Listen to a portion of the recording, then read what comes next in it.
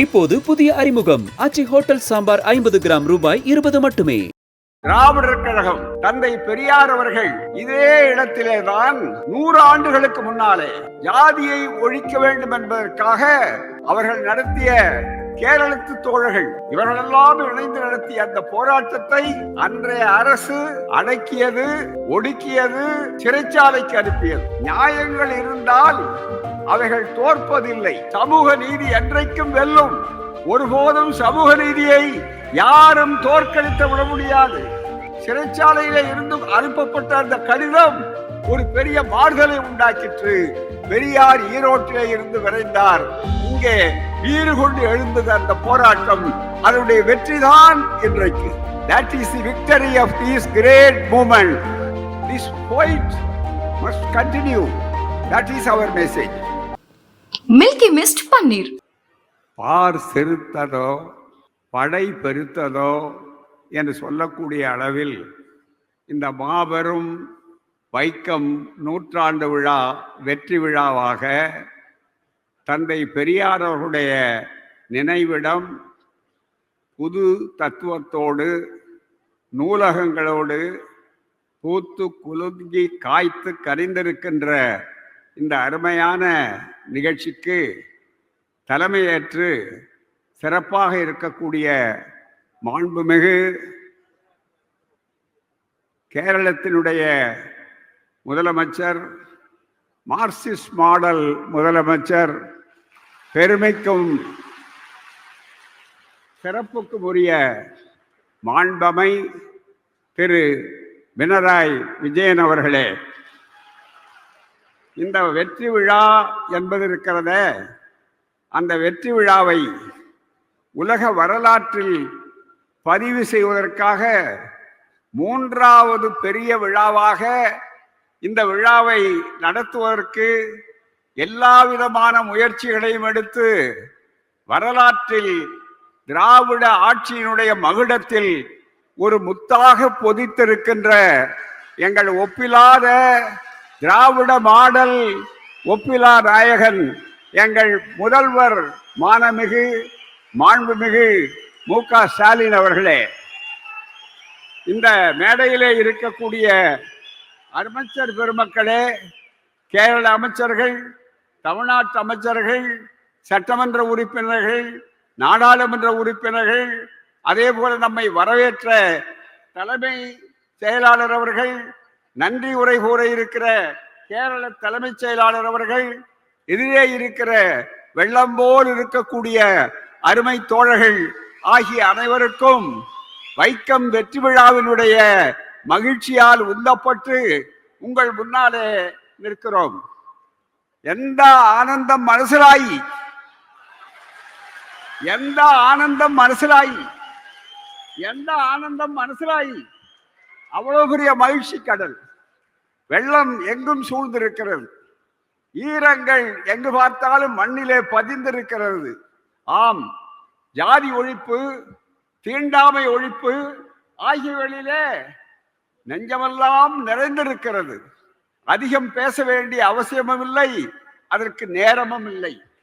ஆனால் அதே நேரத்திலே நம்முடைய அமைச்சர் பெருமக்கள், நம்முடைய பொதுப்பணித்துறை அமைச்சராக இருந்தாலும், தமிழ்துறை செய்தித்துறை அமைச்சராக இருந்தாலும், அதே போல அரசு அதிகாரிகளாக இருந்தாலும் எல்லோருடைய ஒத்துழைப்பு, 2 அரசுகளுடைய ஒத்துழைப்பு அவ்வளவும் மலர்ந்து மிக சிறப்பான வரலாற்றில் ஒரு 100 ஆண்டு அல்ல 100 ஆண்டுகள் பேசக்கூடிய வரலாறாக இந்த வைக்கம் போராட்ட வரலாறு, வெற்றி வரலாறு அமைந்திருக்கக்கூடிய இந்த நிகழ்ச்சியிலே நாங்கள் வந்திருப்பது, திராவிடர் கழகம் தந்தை பெரியார் அவர்கள் இதே இடத்திலே தான் 100 ஆண்டுகளுக்கு முன்னாலே நம்மை போன்றவர்கள் பிறக்காத காலத்திலே ஜாதியை ஒழிக்க வேண்டும் என்பதற்காக அவர்கள் நடத்திய கேரளத்து தோழர்கள், பெருமைக்குரிய டி.கே. மாதவன் அவர்களுடைய முன்னெடுப்பால்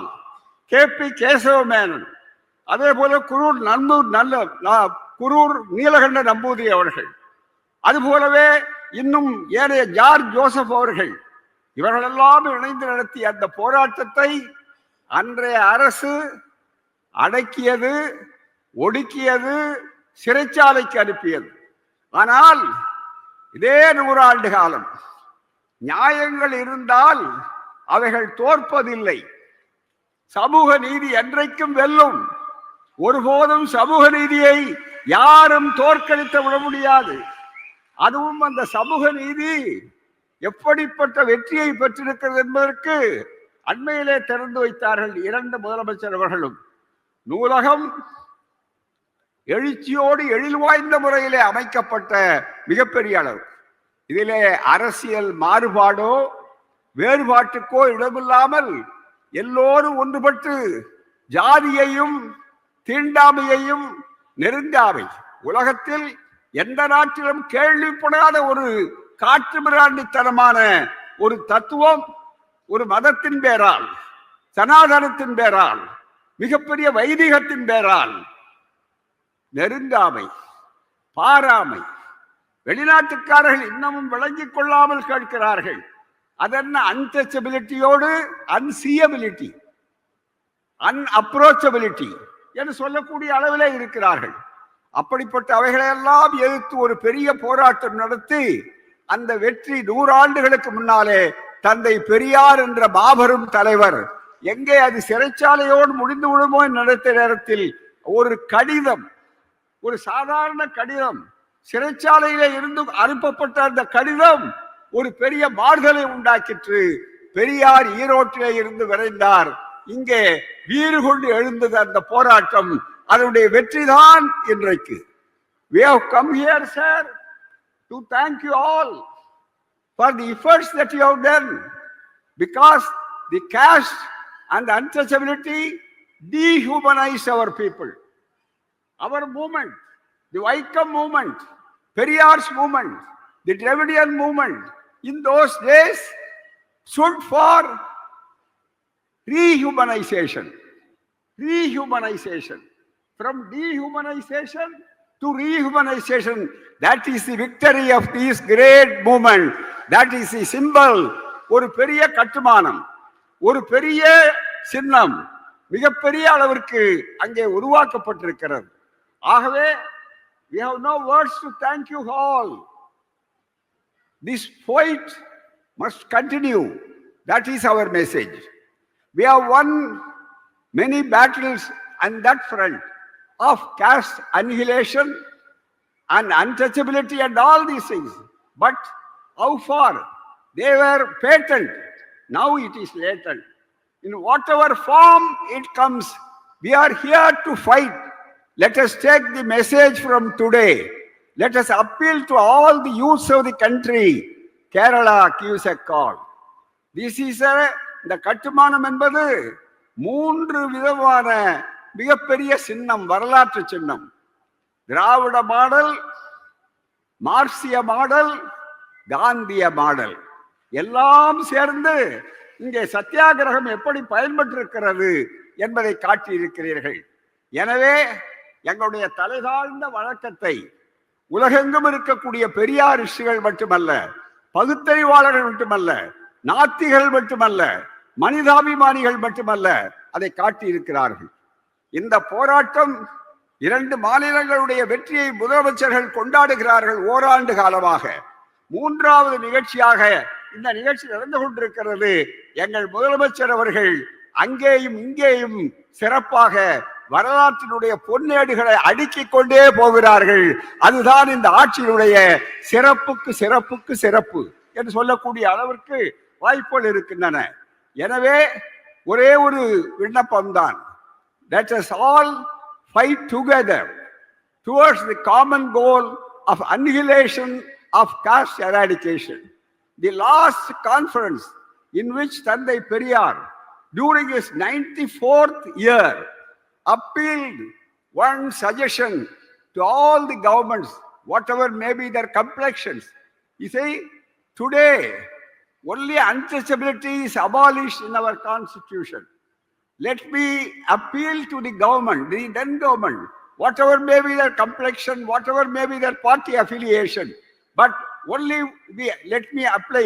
That was Periyar's advice, Periyar's request, Periyar's demand.